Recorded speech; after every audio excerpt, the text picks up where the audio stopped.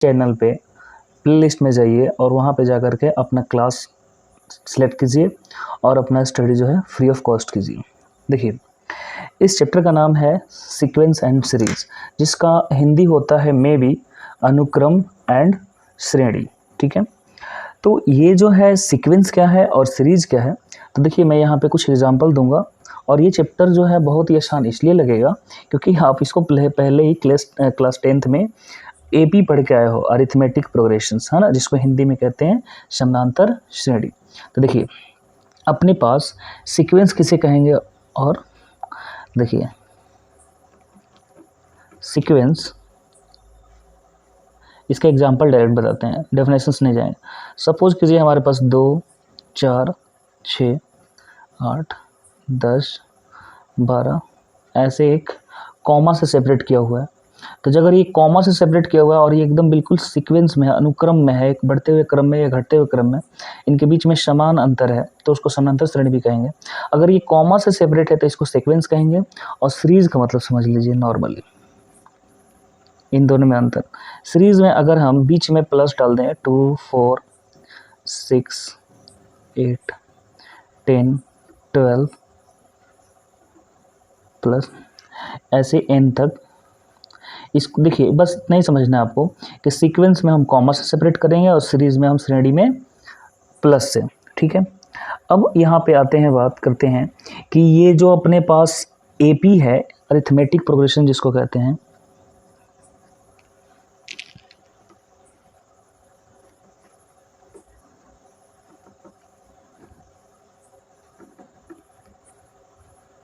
Arithmetic progressions, जिसको short में बोला जाता है एपी, और हिंदी इसका होता है समानांतर श्रेणी। हिंदी में भी गलत हो जाए तो आप देख लीजिएगा अपने बुक से, स्पेलिंग इसमें मिस्टेक हो सकता है। समानांतर श्रेणी का शॉर्ट फॉर्म क्या होता है, एपी। अब देखेंगे कि हम चेक कैसे करेंगे कि कोई चीज़ एपी में है या नहीं है।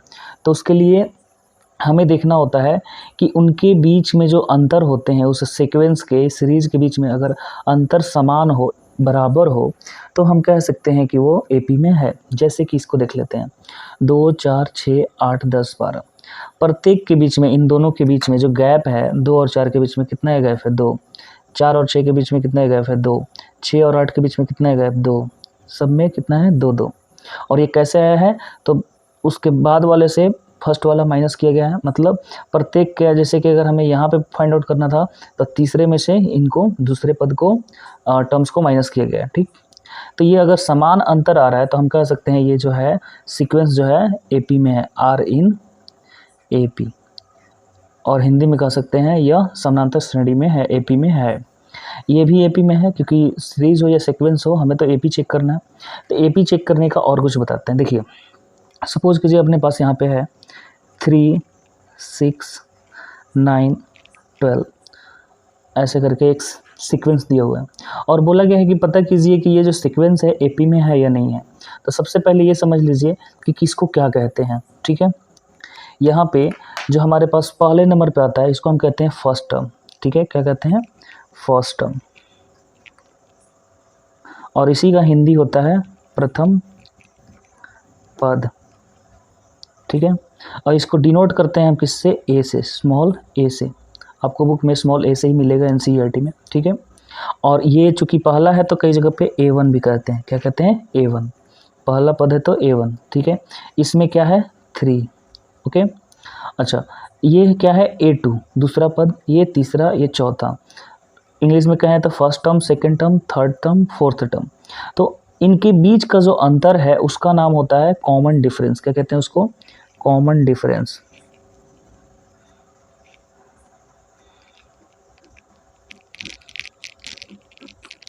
कॉमन डिफरेंस, जिसको शॉर्ट में CD भी बोला जाता है, शॉर्ट में CD। और एक और इसका शॉर्ट फॉर्म है, नॉर्मली कहते हैं स्मॉल d। ठीक है, स्मॉल d लिखा हो या CD लिखा हो। हिंदी में इसको कहते हैं सार्व अंतर। हिंदी में इसको कहते हैं सार्व अंतर। ठीक है, और तो इनमें सार्व अंतर क्या है, तो सार्व अंतर का फॉर्मूला अगर देखें तो हम कह सकते हैं nth term nth term minus n minus 1th term. इसका मतलब समझिए क्या है, मतलब ये nth टर्म का है कि अगर हम बात कर रहे हैं दूसरे टर्म का, तो उससे एक पहला वाला टर्म अगर माइनस करेंगे तो हमें मिल जाएगा कॉमन डिफरेंस। ठीक है, मतलब अगर हमें यहाँ पे निकालना है तो हम क्या करेंगे, तीसरे में से दूसरे को घटाएंगे और हमें क्या मिल जाएगा, कॉमन डिफरेंस। तो nth term minus n minus 1th term. ठीक है, जितने टर्म की बात कर रहे हैं उससे एक कम वाला माइनस करेंगे, या फिर ऐसे भी कहा जाता है second term minus first term, ऐसे भी कह सकते हैं हम कि A2 माइनस A1, ठीक है, वो इक्वल होना चाहिए A3 माइनस A2, इक्वल होना चाहिए A4 माइनस A3। ये क्या है, second term minus first term, third term minus second term, fourth term minus third term. अगर ये सभी बराबर है तो हम कह सकते हैं कि वो सीक्वेंस या जो सीरीज क्या है, एपी में है। तो यहाँ पे देख रहे हैं कि इन सभी में क्या है, सार्वंतर सेम है। 6 में से 3 जाएगा, कितना बचेगा 3। 9 में से 6 जाएगा, कितना बचेगा 3। 12 में से 9 जाएगा, कितना बचेगा 3। तो सभी में समान अंतर है, तो इसीलिए इसको समानांतर भी कहा जाता है, समानांतर श्रेणी कहा जाता है, या समानांतर अनुक्रम कहा जाता है। यहाँ पे इस सीक्वेंस में तो हम लिख सकते हैं ये सीक्वेंस जो है किसमें है, are in A P. Okay, चलिए एक और देखते हैं हम। ठीक है, पहले हमें इसमें पकड़ बनाना है कि हम चेक कैसे करेंगे। तो यहाँ पे अगर देखें तो ए कितना है अपने पास नॉर्मली इस सीक्वेंस के लिए, है ना, ए मतलब कितना होता है, फर्स्ट टर्म, तो पहला टर्म कितना है 3, और डी कितना है जिसको कहते हैं सी डी या फिर कॉमन डिफरेंस, तो इनके बीच का अंतर कितना है, वो भी कितना है 3। तो ये पता करना बहुत ही ज़रूरी है। ठीक है, वैसे एक और हम सीक्वेंस लेते हैं। सपोज कीजिए हमने सीक्वेंस लिया 1/2, दूसरा कितना 1, फिर लिया 3/2, फिर लिया 2, फिर लिया कह सकते हैं 5/2। ये अपनी मर्ज़ी से ले रहे हैं हम लोग। ठीक, अब इसको चेक करेंगे। आपसे मान के चलिए क्वेश्चन पूछ दिया गया कि क्या यह जो सीक्वेंस है वो एपी में है या नहीं है, तो आपको चेक करना है। क्या करना है, कैसे चेक करेंगे आप, कि सेकंड में से फर्स्ट को माइनस करेंगे, थर्ड में से सेकंड माइनस करेंगे। अगर ऐसे बराबर आ रहा है तो क्या कह सकते हैं, एपी में है। तो देखिए अगर हम प्रथम पद की बात करें फर्स्ट टर्म्स की, तो कितना हो जाएगा 1/2। अगर डी निकालने जाए तो देखिए 1 में से 1/2 जाएगा, तो आप ऐसे इसको रुपए में समझिए ज़रा। 1 रुपये में से 50 पैसा, कितना बचेगा 50 पैसा, तो 50 पैसे को क्या लिखते हैं 1/2 ही लिखेंगे। ठीक है, अच्छा अगर हम 3/2 को क्या खा सकते हैं, 1.5 में से 1 जाएगा, मतलब 1.5 रुपये में से 1 रुपये, फिर कितना बचेगा 50 पैसा, उसको भी कितना लिख सकते हैं 1/2। ठीक है, 2 में से 1.5, मतलब 2 रुपये में से 1.5 रुपये जाएगा, फिर कितना बचेगा हाफ। 5/2 को 2.5 कहते हैं, 2.5 में से 2 जाएगा, कितना बचेगा हाफ। आप चाहो तो इसको सॉल्व कर सकते हो, घटा भी सकते हो, एलसीएम ले सकते हो, बट ये सही तरीका ये है कि अगर हमें शॉर्ट में करना है तो हमें ऐसे कर सकते हैं इसको। दिख रहे हैं सभी का क्या आ रहा है 1/2, इसलिए कह सकते हैं कि ये जो है क्या है, एपी में है, are in AP, this sequence are in AP. ठीक है, और इसमें ए का मान कितना है फर्स्ट टर्म्स का 1/2, और डी का मान कितना है 1/2। अब कहोगे कि क्या सर हमें जितना दिया रहेगा सबका डी निकालना होगा, नहीं, मैं बस बता रहा हूँ आपको तो सिर्फ एक ही निकालना है। अगर चेक करना है तब तो आपको सबको निकालना है, लेकिन चेक नहीं करना है, ऑलरेडी कह रहा है कि एपी में है, तो आप ए और डी निकालिए, फिर आगे मैं बताऊँगा कि क्वेश्चन किस तरीके से होगा। और ठीक है, और कई जगहों पर इस चीज़ को ये CD भी लिखा जाता है इसको। ठीक है, कॉमन डिफरेंस को। ठीक, अब यहाँ पे बात करते हैं कि अगर ये ऐसे ही होगा तो कुछ फॉर्मूला कैसे बनेगा, AN = जो आपने 10th में पढ़ा होगा। तो देखिए पहला टर्म यहाँ पे A1 लिख दिया हमने, है ना, उसके बाद से A2 दूसरा टर्म, तीसरा टर्म, चौथा टर्म्स, ऐसे ही चलते चलते कितना होगा, कहीं ना कहीं nth टर्म होगा। तो वो कौन सा है, तो देखिए अगर हम फर्स्ट टर्म्स की बात करें तो फर्स्ट टर्म्स को हम ए से डिनोट करते हैं। दूसरा टर्म कैसे मिलता है, दूसरा टर्म कैसे मिलता है, पहले में हम डी जोड़ते हैं, पहले में क्या जोड़ते हैं डी।